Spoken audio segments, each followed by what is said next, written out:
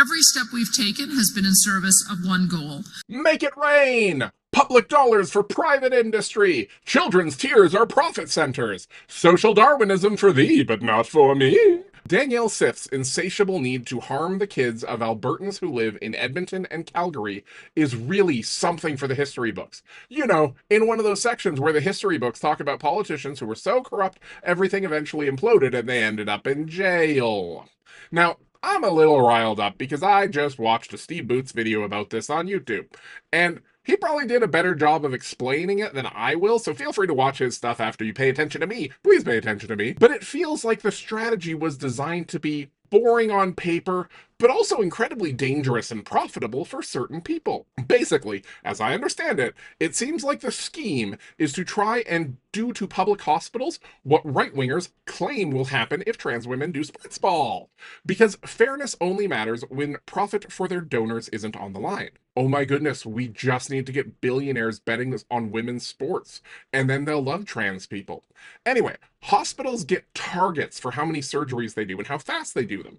So, like, surgeons need to double as speed runners. I'm gonna damage boost through his appendix so I can beat my PB is probably not something you want the lady cutting you open to say. Also, if her voice is that deep, good for her. Anyway, when surgeons don't meet the targets that Danielle gives them, because, you know, they want people to live, and, you know, they also have ethics and stuff like that. My understanding is that then the UCP is going to say, okay, you didn't meet the requirements, so we're going to give this surgery room over to a private clinic because the private surgeons enjoy speed running.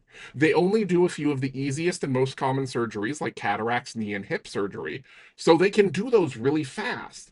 And because Tim's Discount Surgery can replace 2 hips in the time that it takes a public doctor to remove all of your cancer, we're going to prioritize hip replacements, which is great for people who need new hips, but bad for people who need cancer removed, or a stent in their heart, or brain surgery, or anything else that the surgical speed running community hasn't developed strats for. Does this give better results for patients? No. Is this better for doctors? No. I mean, maybe the private surgeons can make more money after they've supplanted the public surgeons. So either she's rewarding the worst, most narcissistic doctors, or she's forcing non-awful doctors to adapt and become and behave more narcissistic. And that is one of the things about narcissists. They love to force good people to be worse people. It is so weird, but you probably notice it happened to you at your job.